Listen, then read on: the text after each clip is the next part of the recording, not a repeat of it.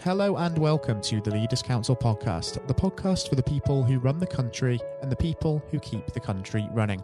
You join us on a cloudy day in a still rather deserted city of Westminster in these current times of COVID-19, as once again we put the topic of leadership under the spotlight. I'm Scott Challoner and I'm joined on today's programme by Penny Williams. Penny is the CEO of Kenward Trust, a charity based in Kent helping those affected by addiction, homelessness and crime. She's also the CEO of marketing agency Big Plan Group. Penny, welcome to the programme and thank you ever so much for taking the time to join us today.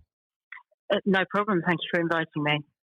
Now, Penny, the purpose of this discussion is to really establish your take on leadership. So if we just first and foremost look at that word leader in isolation, what does that word actually mean to you and how does it resonate? Well, I suppose it has even more challenges in the current time. I see leadership as a guiding light, really, a guiding person for the organisation looking ahead at the challenges, and then secondly, motivating staff. And at the moment, I think it's more than just motivating staff. It's keeping people calm. It's solving problems, because I think the anxiety in the workplace and actually in the UK at the moment is quite high. Uncertainty of your job, uncertainty of becoming ill. We are really in very challenging times. We are, exactly, and it comes with its own set of pressures for leaders, doesn't it, this time? Because employees especially are looking to leaders to provide some vital reassurance. And when there is so much uncertainty, the leader at the top of the business or organisation may not necessarily know too much more than those around them. And so keeping the communication channels open is one thing which is very important, especially with leadership from a distance, as we have to undertake now. But also just keeping that reassurance flowing through to everybody. That can be quite difficult, can't it? Yeah, and I think it's down to communication, which often good management, good leadership is all about. And I think a sense of honesty that, I've been very honest with my staff to say, I don't have all the answers. I'm trying to do as much research as I can to look as far ahead as I can. But sort of we are all in this together and really appreciating what everyone is doing to keep the business going. It's so important, that transparency and that honesty, as you rightfully say. And I think it shows a great deal of humility and really puts you on an equal footing with everybody as well. And I think leaders who sort of showed those qualities prior to this situation will now be reaping the benefits, because it will be their teams essentially that are willing to put the work in, really go above and beyond just to keep things ticking over. And we're hearing some fantastic stories of that, aren't we? Of course, not just from the front line, but also within businesses, from people who've had to adapt to remote working, or even those who've had to continue going on site and risk their safety as well. Yeah, indeed. And Kenward Trust is a closed site. We're dealing with some very vulnerable people, and I'm so proud of the team who have stepped up with our protocol to keep everyone safe. We've been congratulated by commissioners who are grateful that we've remained open. We have several quarantine areas so we can still take people in. And we're classed very much as a care home, so you've got people living very in close quarters, and we'd be very fortunate not to have COVID-19 on site. So, yeah, it's good to see teams coming together and achieving those sorts of successes. It's very encouraging to hear that that's the case, Penny. And would you go as far to say, considering that you can draw sources of inspiration from many places, that you've even been inspired by the reaction that those around you put in during this time? Yes, and I think it really has been a team effort. It almost doesn't matter what everyone's job descriptions were. I'm proud of how people have, mixed in and, helped in the kitchens, helped in the grounds, and just kept the business going because of some people having to work from home so that we could reduce the amount of people coming on and off site. So, very proud of the way people have gone beyond what their job description is. Seems they mustered an incredible reaction there. And while we're on the topic of just that word inspiration, Penny, if we just backtrack for a moment, what would you say have been some of the key inspirations prior to COVID-19, of course, as you've developed through your career, and maybe some of the big influences on you throughout life? I think over my career I have worked with some very creative people. My background is in radio and marketing. I think in my early career I had a couple of very bad managers, and actually that taught me a lot about how it feels to be badly managed. So I think that helps me consider how I am treating people. So it's a combination of both, really. People who have inspired me and allowed people to develop themselves and had a guiding light, and then others who have been poor managers that have taught me how it feels to be badly managed.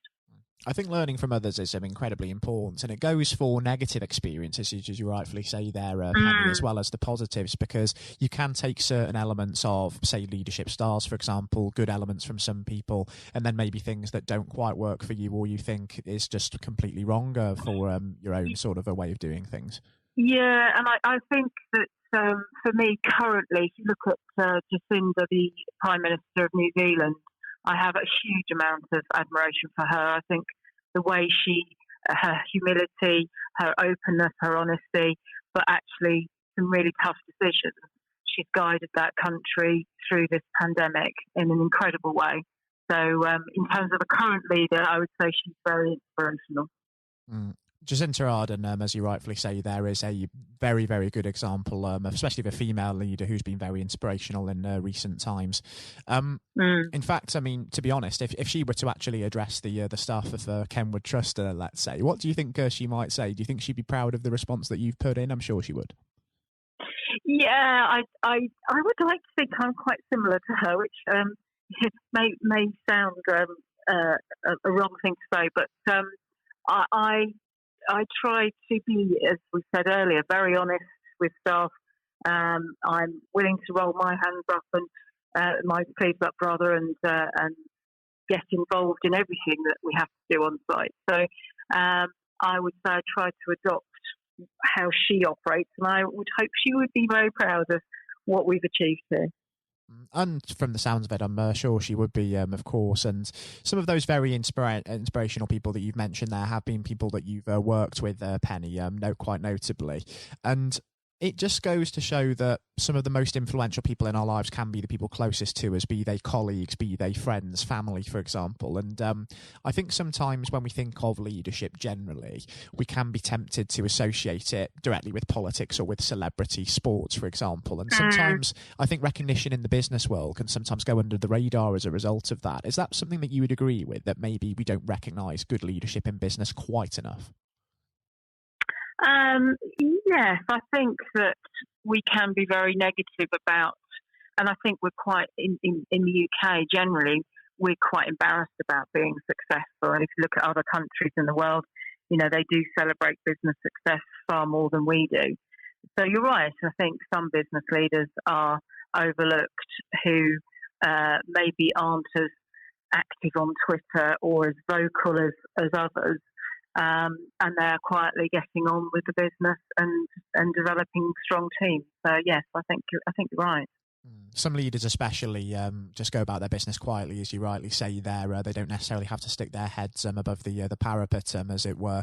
But also, quite interestingly, you say, of course, I think we're maybe a little bit embarrassed or hesitant as a country to celebrate success. But also, I think there's sometimes, especially among younger generations, a little bit of a fear of failure as well. And maybe sometimes we don't take even measured risks just because we maybe shy away from failure, criticism, whereas that's also an important part of being a leader, isn't it? Embracing learning curves and using those to develop. Yes, and I think personally with a marketing background as well, I would like to think I am always looking for the opportunities, but where possible do research to look at those opportunities and be able to move forward with them. And there is an element of risk, you're absolutely right. But I think if you risk assess what you're doing and have some research behind what you're doing, you can still take those risks, but in a measured way. And if we do think about the future in the long term now, Penny, just before we do wrap things up on the programme, in the case of Kenward Trust, of course, fundraising has always been an issue, has been for a good few years now, and I suppose this current pandemic has exacerbated that problem. What do you envision for the next 12 months for yourself, for Kenward Trust, and also perhaps for Big Plan Group as well? And what do you really hope to achieve in, firstly, navigating COVID-19, but also for the longer term future? Well, just before COVID-19 started and we had the lockdown, we were developing our day treatment because, sadly, over the last 10 years, the funding for this sort of service for addiction to alcohol and drugs has declined. So we have seen less and less people coming through being referred by commissioners. We've seen an increase in self-funders. So that is something that we were developing alongside the day treatment, because a lot of people who have to fund themselves can't necessarily actually take time away from their work if they're still working, or their family environment. So we were developing that prior to COVID and have continued to develop that by using Zoom and other platforms to start doing counselling online. So I think what is going to be the new world, and people are talking about the new normal, and I think it's very difficult to judge. I think we may have another second wave. I think the activities we've seen over the last week with demonstrations and people on the beach is likely to spread the virus further. We, as an organisation, have seen an increase in demand for our services because there's been a directive to take people off the streets. So we've had an increase in residential rehab, and I'm hoping in some ways there is a recognition of what we're doing and how we do save lives, save money in A&E because people aren't presenting with alcohol issues. If we can fix them, they go back into the community and can make a contribution and get back on with their lives. So I think the future in the next 12 months is going to be really tough. I've joked a few times saying I'm a leader on a big ship with no licence and no map, because it does feel very uncertain. But we're continuing with what we're providing in terms of residential rehab, developing our day treatment, and just continuing to look for those needs in the community and hoping that funding will return to a sector that is desperately needed. I think the fact that the figures were in March, there was a 29% increase in alcohol sales as people locked down. So as we come out, we will, it's been publicised, there is likely to be more mental health issues. People often resort to alcohol and drugs as a way to escape their challenges of life. So, yeah, uncertain times, but we're going to carry on as we are, and hopefully funding will return. Let's certainly hope that funding does return to the sector for sure, but it is very positive to hear that services are continuing to roll out from yourselves especially, and you're very much at the forefront of innovation in providing those services, looking to take it all online during this time as well. We are just about out of time on the programme, unfortunately, Penny, otherwise we could definitely discuss this all day, I'm sure, but I think, considering how informative it's been today, it would even be fantastic to perhaps have you back on the programme at some point in the next year, just to catch up at that point on what that new normal is looking like, and also how Kenward Trust is operating as well within that new normal. I think that would be incredibly fascinating. Yeah, no problem at all. I think that would be wonderful, Penny. It's been a real pleasure having you on the programme today. Thank you ever so much again for taking the time to join us. And most importantly, do take care and do stay safe with everything still going on, because as we've said during this conversation, we are definitely not out of the woods yet, and we could well see more of the same before we do pull clear. Thank you so much for inviting me. It's been a real pleasure, Penny. Thank you. That was Penny Williams speaking, the CEO of Kenward Trust and CEO of Big Plan Group. Coming up next on the programme today, I'll be handing over to Matthew O'Neill for his exclusive interview with Lord David Blunkett. Lord Blunkett is an active member of the House of Lords, a former Labour MP and Secretary of State, and of course the chairman of the Leaders' Council of Great Britain and Northern Ireland. Despite being blind from birth, he rose to prominence to become one of the most important politicians of his generation, holding a number of senior positions in the cabinet of Tony Blair and serving as the MP for his Sheffield, Brightside and Hillsborough constituency for 28 years. He was elevated to the House of Lords back in August 2015 when he was anointed Baron Blunkett of Brightside and Hillsborough. And I hope you enjoy listening just as much as Matthew enjoyed speaking with him. That's coming up next. Lord Blunkett, welcome. Thank you very much. It's very good to be with you. Well, of course, nothing is being said at the moment other than COVID-19, which we must touch on. What would your message be to small businesses who are trying to keep going? Well, I think the last ones standing will be the ones that thrive when we get back to some sort of normality. So it's have confidence and courage. Obviously take advantage as far as you can of the government help. I think that Rishi Sunak, the Chancellor, has gone about as far as you could have expected in the circumstances. There are obviously small businesses that fall between the cracks. Those who don't have defined premises can't benefit from the business rate waiver, have not really been able to demonstrate that they can adhere to the PAYE for furloughing staff, and of course whether they can receive the grant, 10,000 or 25,000. All of those who can are obviously able at least to benefit from that for the time being and look to the future. But I think the second thing to say, and they don't need me to tell them this as a politician who did once do a business studies qualification, which is that it will be a different world, and being able to think about how that world will look in a year's time and be creative about it and learn from not just what's happening to you at this moment in time, but to others around you and the sector that you're working in, that will be really important. Do you feel that the long-term effects of the COVID-19 outbreak will in some ways be positive for British industry? Well, only in the sense that people are having to be creative, they're having to adjust and innovate. Therefore, they're thinking about more productive, if you like, greater productivity ways of delivering the same service or delivering the same products. And in that sense, I think we'll have temporarily at least very much higher unemployment than we've become used to, but we'll probably have a burst of productivity, which will help with the recovery. Whether it will help with the inequity of the way in which our economy is imbalanced, both between services and productivity and the production of goods and services, I'm not sure.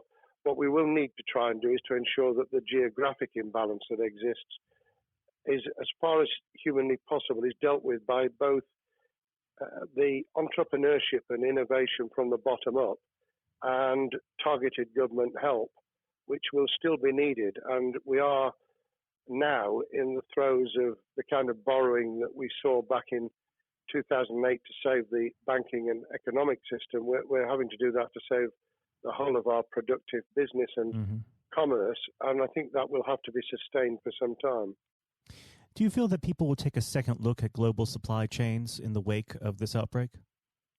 I think there's going to be much more creative ways of using local supply and linking up inside sectors much more effectively. And I hope that the Leaders' Council will be able to play a part in that, in the sense that people who have something in common, a synergy in terms of what they're delivering, whether it's a service or whether it's manufacturing or whatever, will be able to see that there's a good outcome from knowing the sector better, linking with people, not just geographically, locally, but those in this country who may not have been on the radar in terms of what they produced for the supply chain. And of course, ensuring, because there's quite a lot of fraud going on as we speak with people getting into cyber attacks, that they'll also take account of going into the cyber security side effectively as well. The more we are online, the more people who are working from home, the more vulnerable those businesses and their supply chain become. And that's something to think about as well. How important is strong leadership at the moment? Well, I actually think that it's brought to the fore leadership in a whole range of areas, from obviously government itself, and there's been ups and downs with the Prime Minister's severe illness, but all the way through the public and private sector. People have, to use the jargon, stepped up, and they've shown local, regional, national level the kind of leadership that Britain historically was very good at. Regrettably, we've not seen the same on the international scene for all kinds of reasons, but maybe we will in future. So I think out of this will come experience of people who have seen an opportunity to do good, as well as seen an opportunity to provide a good service or goods, including, for instance, shortages for the health and social care system, the food chain and the like, but also I think in terms of seeing the synergy between the private and the voluntary sector and using people's commitment to each other in a very positive way. I'm not sentimental about this. Things will revert, but actually I think there's a kind of moment of moral judgment of people feeling that they've got a role to play outside the immediate survival that they're engaged in.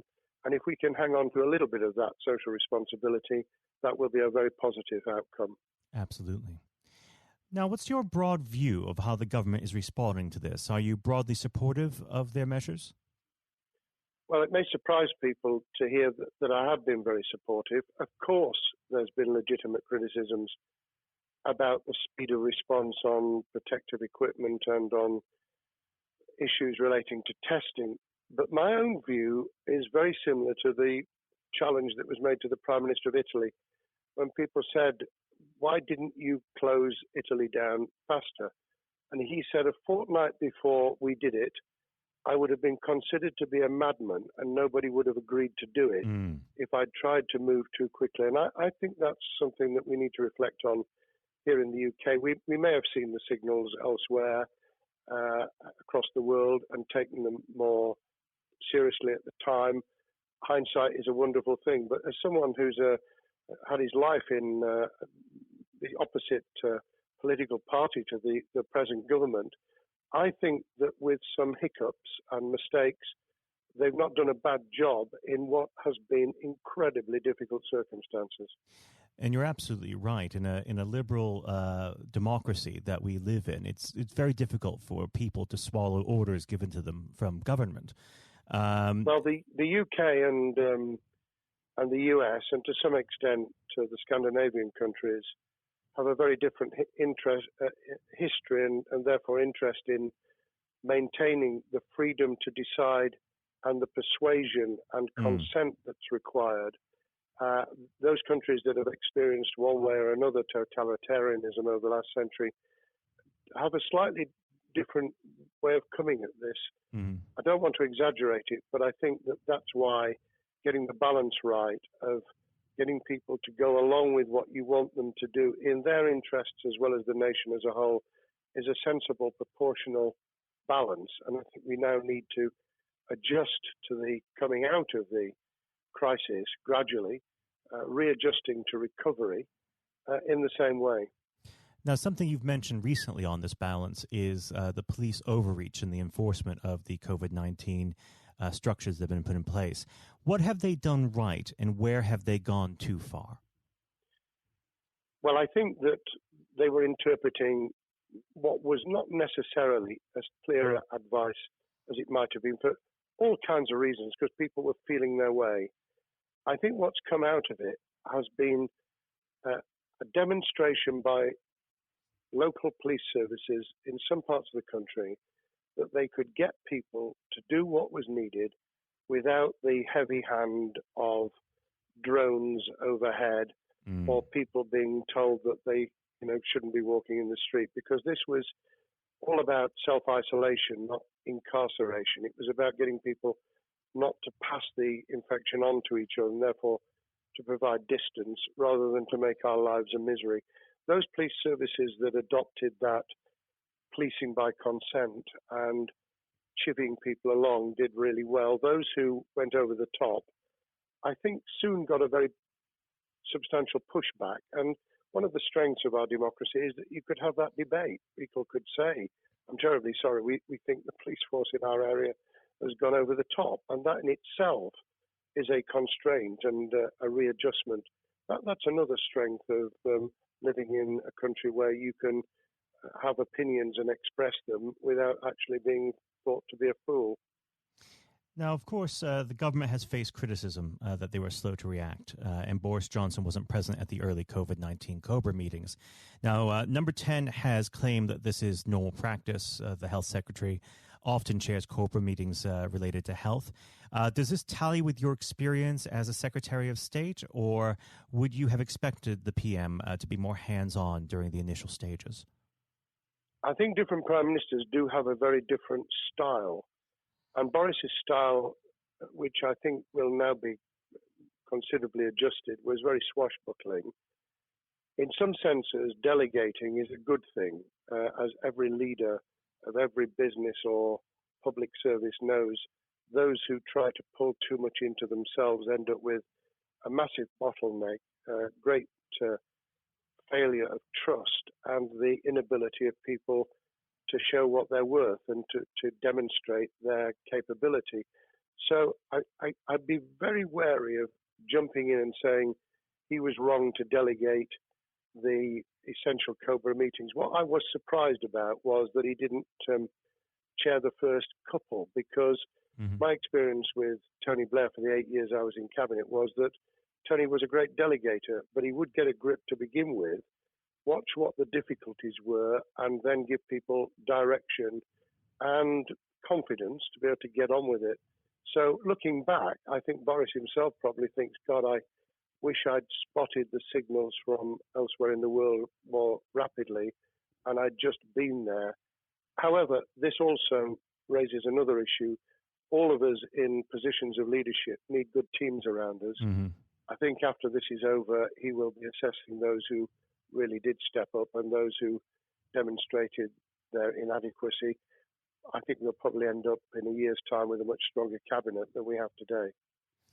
Well, absolutely. And of course, we've seen a significant drop in the visibility of certain special advisors like Dominic Cummings during this entire period. So it'd be interesting to see how that pans out. It's certainly readjusted the role of those behind the scenes with those who should be taking the decisions, having received advice. Obviously, there's been a complete transformation in the profile of experts, if I might use that term, who'd previously been denigrated. Scientists, medics, people with behavioral science understanding. My only criticism was, were we getting wide enough advice? Were we narrowing it too much to a couple of key centres in London? But that's because I've always been adverse to everything being London-centric. I think there's great expertise, wisdom, experience out in the sticks, and we should use it. Rightly so. Now, was pandemic planning part of your time as a minister, particularly perhaps when you were Home Secretary? Well, it was, but it was on the back of risk arising out of counter-terrorism measures. Right. I was the Home Secretary for 3 months when the attack took place in September 2001 on the World Trade Center and beyond. We did an enormous amount of scenario planning, both desktop and real. On the back of that, it was very heavily orientated to future developing terrorism risk. I certainly got involved with talking about pandemics. I remember being at a seminar in Edinburgh where the university there had done a lot of work itself on the issue of pandemics. And of course, we saw SARS and other things emerging. I think people have criticised the government for not picking up the report from 2015, 5 years ago. I think that what happens is human nature kicks in. You deal with what you're immediately faced with. You can sponsor reports, and this is true of business planning, of course, as well, and scenario planning for what business continuity will look like, recovery plans for business, what will happen if there's a cyber attack, what happens if there's an energy shutdown. These kind of things you can look at, but you're immediately turning your eyes to what's in front of you. And had we picked up a bit more on the danger from Ebola and SARS and what have you in the past, then we might have said, what if something hits us in the developed nations that we don't have a vaccine for, that we can't immediately whisk up protective materials or equipment, or for that matter, medicines that help with recovery, all of which we now see are a danger. I think this will make an enormous difference to the planning for the years ahead. I hope it will be widened so that we don't just look at what's happened, but very rarely do you see something exactly repeat itself. Some of the circumstances will be, but others won't. So that's why I've put emphasis in what I talk about on looking at the other virus, the cyber attack scenario, which could be just as dangerous in a world of just-in-time provision. One of the miracles of the modern developed world, except for the very poor, has been the distribution of food. A lot of it on computerized, technologically advanced systems. If that were to come down, we'd be in real trouble. So I think we need to think those sort of scenarios as well. So have a full plan across both sectors, biological warfare, pandemics, and cyber warfare. Yes, and to do so on different levels. I think, again, thinking global but acting local, we need a lot more to think about what would happen if something took shape that actually broke down those national and global chains and how we would cope. And without, obviously, we've got enough fear and anxiety to last a lifetime. Without creating even more anxiety, we can think about those things for the future in a more rational way, I think. Now, aside from the physical threat of the virus, one of the things that people are vastly worried about is the effect on the economy, not just national economy, but also the world economy. Now, it has been said by certain parties, and I'd like to garner your thoughts on this. Is there a danger of the effects of the lockdown being even worse than those of the virus? Were it be prolonged, I fear that balance would tip the other way. It is about proportionality. It is about balance. It's the wisdom of Solomon, really, to get the moment right when you start to move and then to move quickly.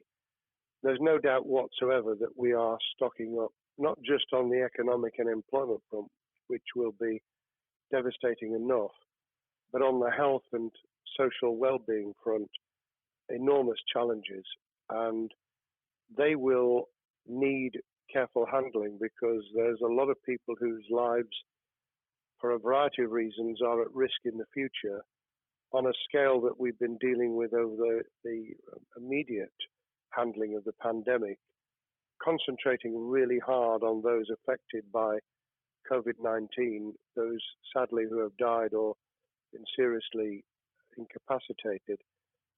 That will roll over into the economic, the social, the mental health and cultural well-being of the nation, and that will need all of us to pull together as well. Absolutely. Now, do you believe the government's doing enough for business? I think that the speed of reaction once the scale of the pandemic was clear was very good. I've praised Rishi Sunak for his action. Remember, a chancellor who only just come into office was planning to deliver the budget in the middle of March and has had at least three equivalent budgets since. I think he's handled it very well. Understandably worried now about what we're doing to our economy. The level of borrowing is sustainable because of low interest rates, but it reaches a point, of course, where it tips over so that you can't then do the kind of structural investment requirements that the government were laying out before and in the March budget. And those will have their consequences as well as a planned payback over many years. I think we've learned something over the last few months. We needed to take immediate action. We don't want another round of austerity equivalent from 2010 through to 2019. I don't think the nation, on the back of what's happened and the challenges we have, could take that. And therefore, we need a different plan, economic plan, over a much longer period, just as we did from the Second World War all the way through to 2002, when the final American loans were paid off. Now, of course, one thing that's on everyone's lips, how much longer do you believe that the lockdown can go on for? I believe that we need to be substantially back in action as an economy in June. This obviously is led in terms of places where people would meet in large numbers, having to adjust to the fact that it will be longer for them. And sadly, that will involve business closures. It's why the Chancellor extended the furlough scheme to the end of June. Mm-hmm. But unless we get things moving in June, I think we'll run into the summer where all kinds of services and industries will have a chain reaction effect. And what happens with one will then have a major impact on another.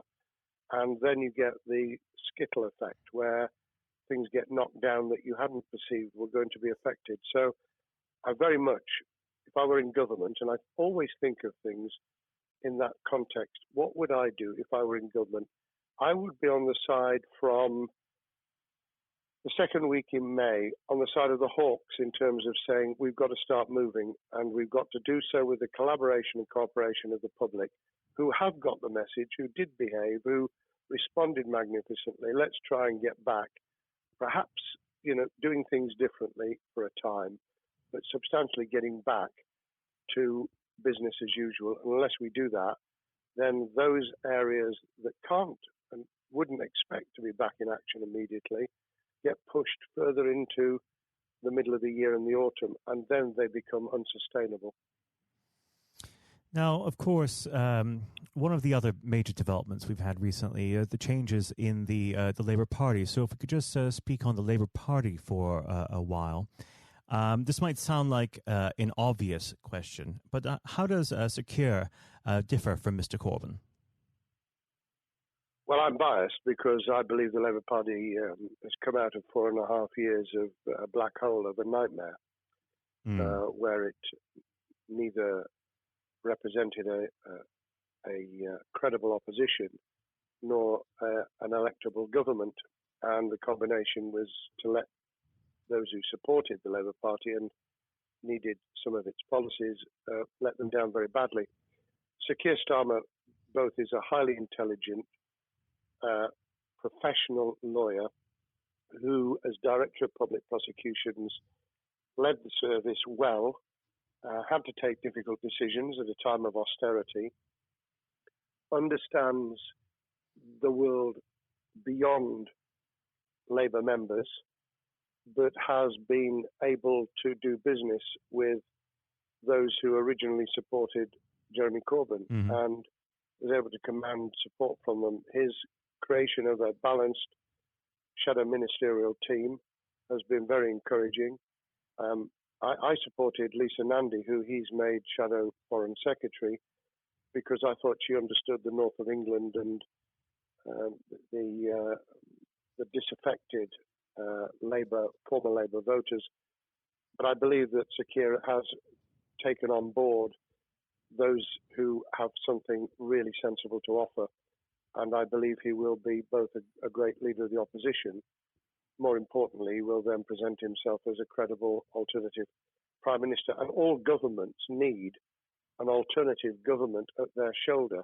It was true of us from 97, and it took the Conservatives some time to recover and to get to that position, but they did, and the Labour Party will, and that's crucial for our democracy. All of us need to understand and appreciate that a living, breathing functioning democracy requires a credible, confident, and in many ways supportable opposition, as well as a government that we clearly want to do well, because none of us want, as we didn't with the COVID crisis, none of us want the government to fail. We want to see our economy recover. We want our social well-being to be taken into account. We want to overcome deep-seated inequality and poverty, and we want to do it with enterprise and entrepreneurship and business playing their role. And that is about leadership nationally, locally, in the private and the public sector, people with ideas, with confidence, with the ability to pull teams around them, above all, to have some idea of what it is they want to achieve and a very good idea as to how to achieve it. Now, of course, one of the biggest problems Secure is facing will be tackling the party's anti-Semitism problem. There has been a recent internal report that has been quite damning. What's your response to that report, and what does Secure need to do in response? Well, there are two reports. One which is being produced by the Equality and Human Rights Commission, which he will, and has already indicated, will implement in full. The second was a leaked report put together by the supporters of Jeremy Corbyn, 800 pages of private interchanges on social media, which he has, Keir Starmer, set up an investigation to identify who did it, who leaked it, what the content was, does it have any salience and lessons for us, and where necessary, action will be taken. So I hope that as he moved very quickly to reassure the Jewish community, so he will be able to take the necessary steps to back up that reassurance with the kind of actions that says that this was a blight on a historic great political party that all of us were ashamed of. We've been able to put that behind us and to move on to facing the future with confidence. What's the one key thing that Secure needs to do to restore Labour as an election-winning party? I think Sir Keir Starmer's major challenge is to convince sceptical voters that Labour has not only reverted to a party that they can support because they can see it acting, developing, presenting as a credible alternative government, but also that the lessons have been learned from the fiasco from 2015 onwards. In other words, there have to be very clear signals of substantial change, not just the right words, not just reassurance that we're not going back to some of the crazier policies, but actually that we've understood why the electorate rejected those policies so substantially in December 2019. If people get that message, they'll understand that the Labour Party has changed, as it did in the 1980s and early 90s, to become the electable government with the greatest majority and historic majority, even greater than 1945, which I was privileged to be able to take advantage of in 1997 when I joined the cabinet. Now, I know what your answer is going to be to this question, but indulge me. Do you think Secure has what it takes to be PM? Yes, I do. I think he has the background, he has the experience, he has the professionalism, he has the forensic mindset, and he has the confidence to have put a team around him which will ensure that it will work. And those elements are true of all leaders. Ideas, the ability to build a team, to have confidence in that team, and to be able to demonstrate leadership in practice, sometimes at the most difficult times. And, you know, the Leaders' Council, those sharing their thoughts with the kind of thing that we're doing now with a podcast, but also joining us in linking up in that network of people who can support and help each other and learn from each other. that is what needs to be done in politics as it needs to be done in business. Thank you very much indeed, Matthew. Well, Really thank you for pleased to have coming on spoken. the program. It's been an absolute pleasure, and I look forward to speaking with you again.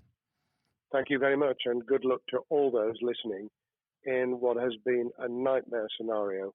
Good luck for the future. Have courage, have confidence, and yes, listen to those who know more about business than I ever will. Thank you, Lord Plunkett. Thank you.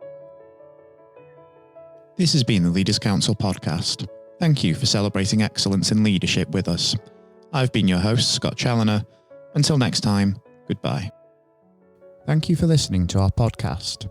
The views expressed within the podcast do not reflect the views of the Leaders Council of Great Britain and Northern Ireland, its parent company or subsidiaries, members of staff, or other guests of any other person therein associated.